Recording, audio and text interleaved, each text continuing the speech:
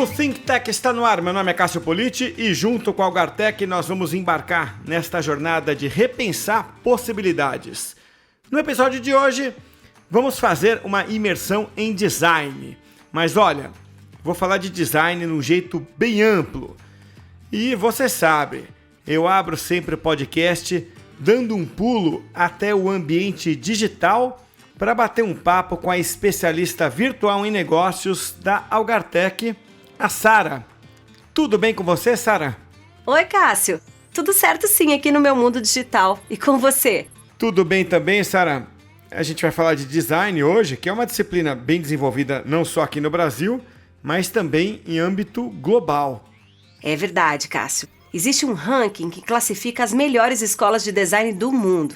Entre as 10 melhores, 5 escolas estão nos Estados Unidos, 3 estão na Inglaterra, uma na Itália e outra na Finlândia.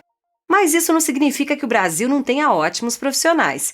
No ranking dos designers mais premiados do mundo, os brasileiros ocupam o 12º lugar. Nada mal, hein, Sara? Bom, seu cérebro artificial não falha nunca e sempre traz dados muito interessantes, viu, Sara?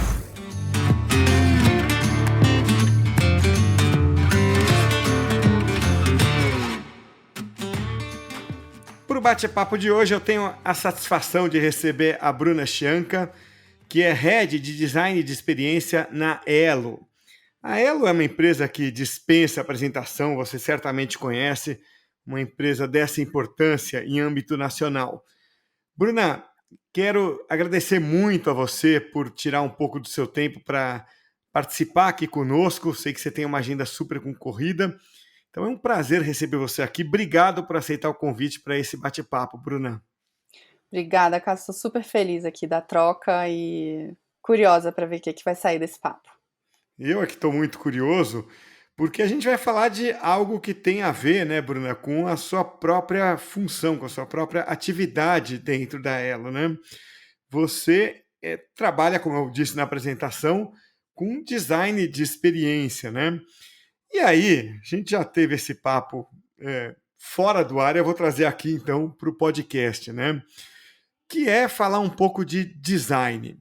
Bom, eu não tenho nenhum conhecimento profundo em design. Eu sou aquele cara que acho que, como a maioria, né, quando fala em design, você pensa no óbvio, né? Você pensa ali no design de um produto, você pensa no design na sua forma mais visível para a gente. Você pensa no design de interiores, naquele design que está na nossa cara. Só que eu tomei só o cuidado de fazer, né, de consultar o pai dos burros, né, que é o dicionário. E falar, bom, eu acho que tem uma definição um pouco mais ampla. O próprio dicionário já traz para a gente aqui que design é a concepção de um produto. Então ele já me diz assim, ó, vem cá, é um pouco mais do que isso. Design é a concepção de um produto, que pode ser máquina, utensílio, mobiliário, embalagem, publicação, e vai além. Design de um produto no que se refere à sua forma física e funcionalidade. Então, o próprio dicionário já me tira um pouco, né, dessa percepção de que design é aquele pouquinho que eu mencionei na apresentação. E você, então, já me contou em outros carnavais, né, que o design vem como alavanca da transformação na sua forma de ver. E aí é o que eu queria te provocar, né, para esse podcast aqui, de nos contar, né, Bruna, o que é, afinal, o design? Até onde a gente pode colocar o design como uma ferramenta ou como uma técnica à disposição das empresas? Foi ótima essa tua definição aí, Cássio, porque a gente não tem uma palavra, né? Uma tradução para o português de design, que no espanhol Uhum. tem. Então você diferencia o desenho de projeto, né? O dibujo e desenho. E no inglês a mesma coisa, né? E a gente acho que isso também provoca uma confusão quase desse preconceito do que é design, né? Que é só forma, que é deixar mais bonito, né, que é deixar estiloso, e tem muita técnica e método por trás disso, né, então, para começar uma solução, você tem alguns passos a seguir, né, primeiro entender, definir um briefing, né, para quem que eu vou desenvolver essa solução, quem que vai usar, qual o contexto no qual ela está inserida, essa pessoa, né, tem que nível de educação, né, fundamental, é uma graduação.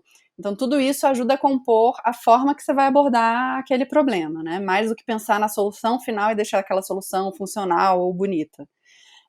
E aí, há alguns anos, o termo do Design Thinking, ele ficou mais popular nas empresas, né? Que é aquele método que as pessoas associam a colar post-it, e que tem um aspecto lúdico do processo, mas que tem muita técnica por trás, né? Que é abrir o olhar primeiro, entender contexto, fazer pesquisa com o usuário, definir o problema e não partir da solução, né? Então, se você vai Uber, né? Você pensa, o Uber pensou em como levar pessoas de um lugar para outro.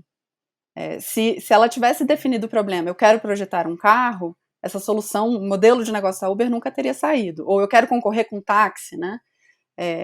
E o design ajuda nessa construção de definir o problema, entender como atacar esse problema, explorar caminhos diferentes, então também não escolher, né, a ideia que mais te apaixonou, né, e pensar em como desenvolver caminhos, e o próprio cliente, o usuário daquela solução vai te orientar.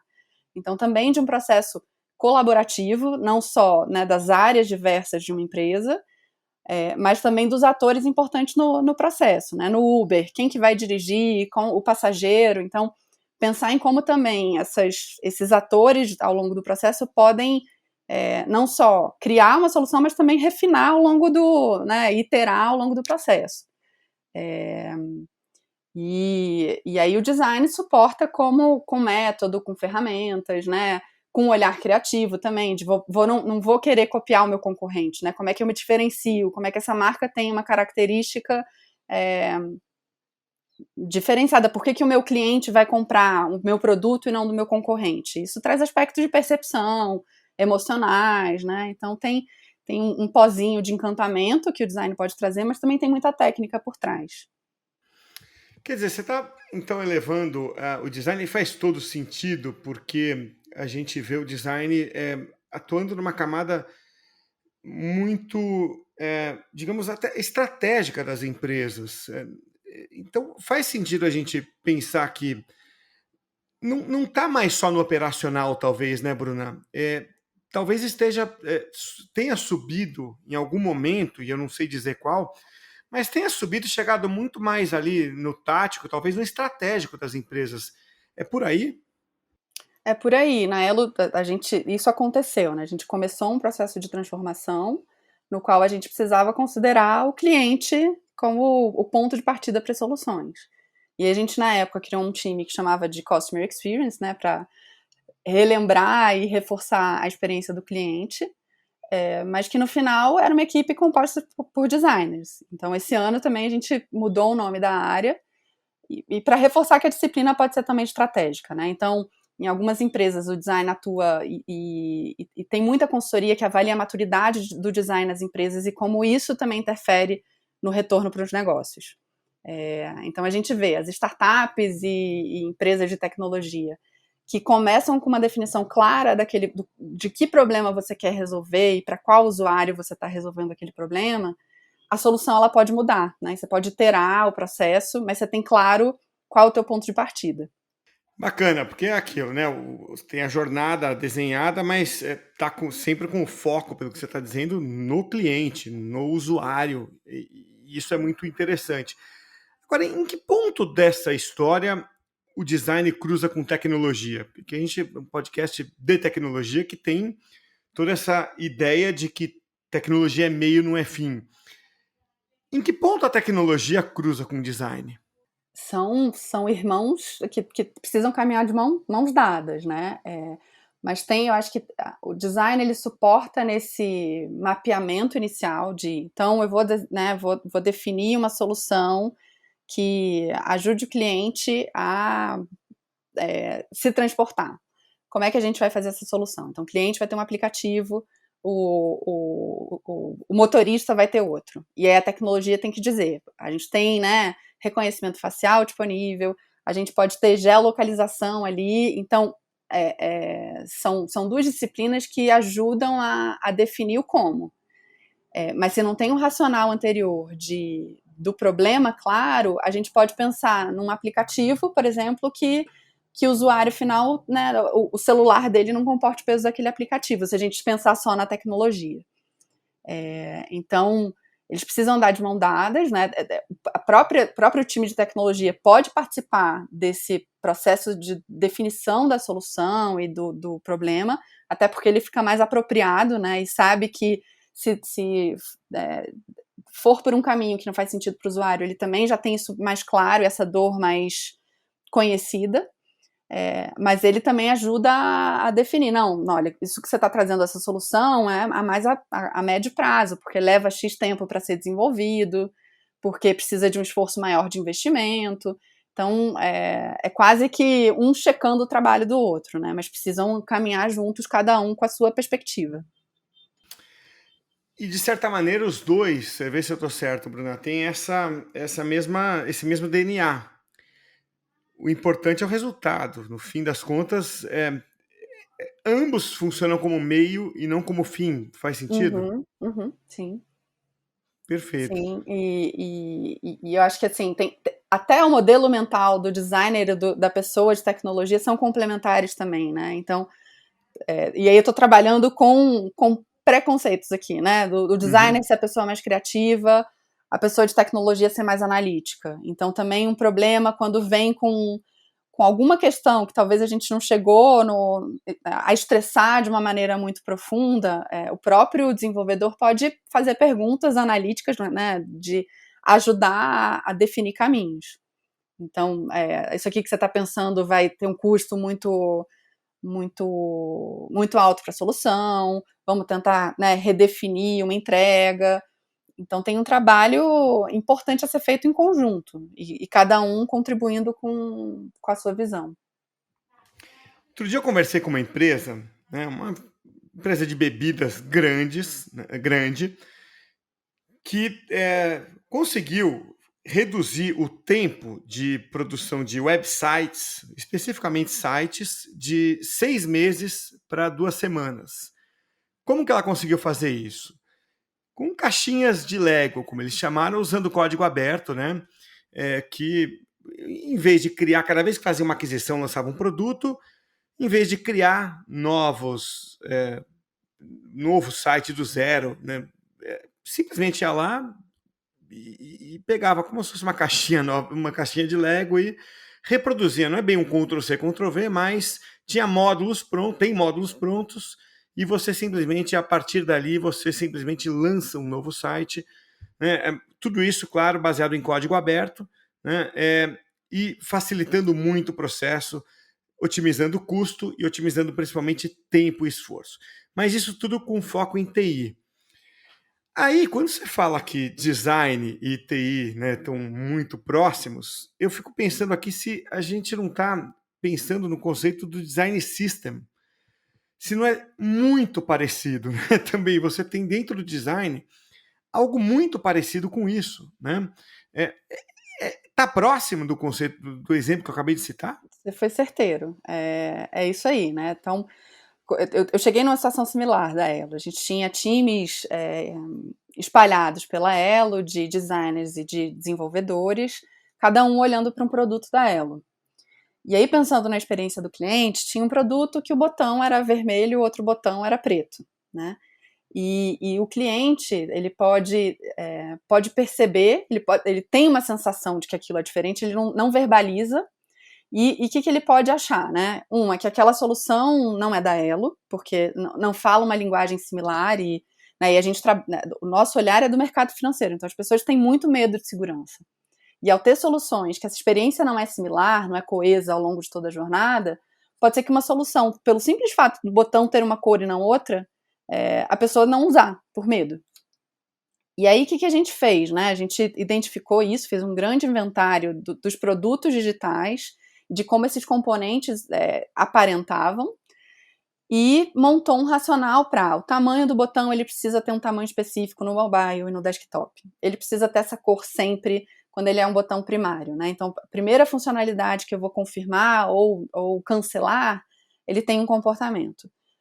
Na segunda camada de prioridade, que é o botão secundário, ele vai ter essa característica. E aí todo e qualquer produto da Elo tem sempre essa aparência, não só a aparência, mas também o código que define como, né, o aspecto da tecnologia. Então, são padrões de linguagem visual, né, e de design, com padrões também de código.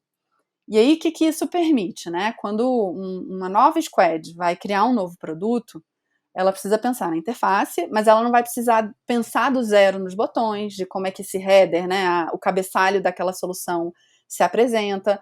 Ela vai precisar pensar em conteúdo, em como é que esse fluxo da navegação. Então, eu preciso ter determinadas funcionalidades. Quando eu tenho essas funcionalidades, né, esses componentes, eles já estão definidos. E eu pego essas pecinhas de Lego, como você falou, né, na outra solução, combino elas e ela me dá uma solução. Então, você tem um tempo, você tem uma significativa redução de tempo desse detalhamento desse projeto de design e de tecnologia para usá-lo no teste do conceito, para testar com o cliente. E aí você fica menos tempo definindo e mais tempo testando. E além disso, também te encolhe de uma maneira que o time to market é mais ágil. Então você para um tempo, investe um tempo para definir esses padrões, e uma vez que esses padrões estão definidos, né, você vai definir uma experiência, uma solução, mas ela já está com caminhos aí, com estágios avançados de definição. E aí a gente fez esse processo da Elo, a gente está há um pouco mais de um ano na definição do nosso design system.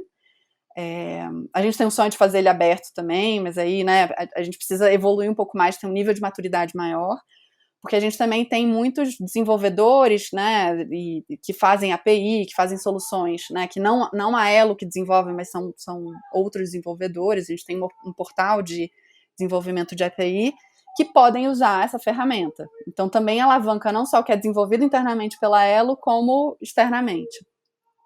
E a gente teve uma fase, né, de treinamento das pessoas, porque era uma forma de trabalhar diferente, e aí uma equipe dedicada a isso para trabalhar nessas definições, gerar documentação e depois treinar as equipes que vão usar no dia a dia, né? Entender também quais são as dificuldades do uso no dia a dia e, quem sabe, até reajustar alguns componentes com base no feedback de usuários. O usuário não está clicando nesse botão, ou tem algum problema. Esse grupo para entender qual é o problema no botão e entender se o tamanho está adequado ou não, né? E aí, uma vez que um botão é validado, isso é validado para todos os produtos. Atualizou o código, só atualizado em tudo que já está no ar. Então, também tem uma agilidade aí de consistência, padrão e velocidade de atualização que essa solução traz. Isso de alguma forma muda ou mexe no perfil do profissional desejado nas empresas? Porque eu fico pensando aqui, quem era o bom designer até outro dia ou até algum tempo? Era aquele cara muito criativo, né? Aquela pessoa que tinha talvez a grande capacidade de produzir coisas bonitas. Eu vou resumir aqui de um jeito talvez Sim. meio tosco, meio exagerado. E quem é agora, talvez, a pessoa ideal? É aquela que consegue pensar em várias coisas ao mesmo tempo, né? Talvez ali a experiência do cliente junto com tecnologia, junto com negócio, porque é o que você está falando, o botão, como você deu exemplo, ele vem meio pronto. Não é mais uma questão de você, né, Bruna, ou da designer, do designer que trabalha com você, saber fazer aquele botão programar bem, é entender que impacto ele vai ter. Então, a pergunta é, muda a habilidade dessa pessoa, muda o que ela sabe fazer em relação ao que era 10 anos atrás? Muda bastante, inclusive uma disciplina que é nova, né? Essa disciplina tem menos de 10 anos. Então, a formação de pessoas mais experientes em produtos digitais, em design digital, era do design gráfico, né? Que era como imprimir uma solução, como trazer essa solução para o mundo físico. Que aí tinha uma maletinha de ferramentas diferentes da pessoa que precisa pensar o produto digital. Então, é um produto que não é estático, né? Requer um fluxo de navegação, né? Requer esse modelo mental processual de, né, eu não tô só deixando essa solução mais bonita, né, que é quase que esse papel do diretor de arte na publicidade, né, de pensar menos na funcionalidade. E aí publicitários não me odeiem, mas tem uma rixa também aí entre publicitários e designers. Mas tem muita gente também que está migrando, né, desse universo. Tem alguns cursos e especialidades, mas a gente tem provocado também no time de design esse olhar da métrica, né, de qual é o meu impacto, né, além de uma solução fácil de usar, clara, que resultado ela traz para o negócio. Então, ela não para de pé se ela não trouxer receita, se ela não for usada, né? Ela pode ser testada e o cliente dizer tá fácil de usar, mas ele, né, não engajar, não gerar receita. Então, tudo isso o designer precisa estar atento também. Então, no fim das contas, é uma conjunção ali de fatores de experiência do cliente, tecnologia, design, tudo caminhando meio junto, você não prioriza nenhum nem outro, é mais ou menos isso? E com esses perfis multidisciplinares, né? Então, o designer nunca vai definir modelos de negócio, né? Ele precisa entender um pouco mais o território do PM, né? Da pessoa de negócios. E assim como o desenvolvedor, se ele não tiver uma formação em design, também não vai fazer tela e pensar em usabilidade, ele está ali para programar. Mas ele precisa entender um pouco, como o designer também precisa entender quais são as limitações da programação, né, do sistema operacional, tudo isso ele precisa ter um pouco de amplitude nesse olhar, né, e eu acho que é isso que a gente, quando pensa nos profissionais e nessa capacidade de aprendizado, é que tem um monte de disciplina nova surgindo, um monte de tema que há 5 anos não existia, que a gente precisa explorar, então também essa capacidade de se adaptar e de aprender coisas novas, né, para qualquer uma das disciplinas, design, tecnologia, negócios. Que eu acho que é esse grande mote da transformação, né? De como as empresas reaprendem a trabalhar e a colaborar. Muito bacana. Puxa, Bruna, quero te agradecer demais por esse bate-papo. Passa muito rápido quando o papo é bom. Já passou, né? Já passou. Mas é muito gostoso conversar com você. Você fala com muita paixão, né, do que você faz, e por isso que você gosta tanto, sabe tanto do que você faz. Mas quero te agradecer muito por disponibilizar aí um pouco do seu tempo. A gente sabe que seu tempo é muito concorrido, de modo que o podcast, então, tem muito valor para receber você aqui hoje. Obrigado, Bruna, e espero receber você mais vezes aqui. Volte mais vezes. Obrigado, viu, Bruna? Super obrigado, Cássio. Fiquei super feliz. Adorei a conversa.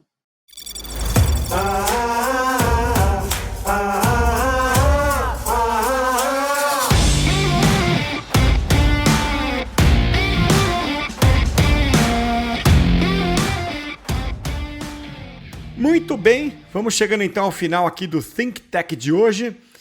E, Sara, eu adorei aquela parte ali, mais no finalzinho, em que a Bruna Chianca falou dos processos que permitem que os profissionais façam entregas ali, digamos, mais otimizadas, né? Sem precisar, por exemplo, desenvolver um botão novo para cada entrega, e assim eles conseguem focar mais nos negócios, né? Isso é, na verdade, uma otimização de recursos que as empresas fazem. Eu consigo fazer uma conexão entre a otimização que vocês falam com o conceito de produtividade. Uma das definições de produtividade diz respeito a conseguir mais resultados com o mínimo de recursos. Me parece que foi isso que vocês abordaram naquele momento do podcast. Pô, foi exatamente isso sim, Sara. Tô 100% de acordo.